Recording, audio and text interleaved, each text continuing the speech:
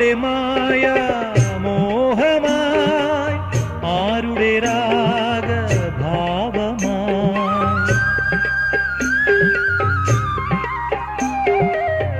ആരുടെ മായ മോഹമായി ആരുടെ രാഗഭാവമായി ആയിരം വർണ്ണരാജികളിൽ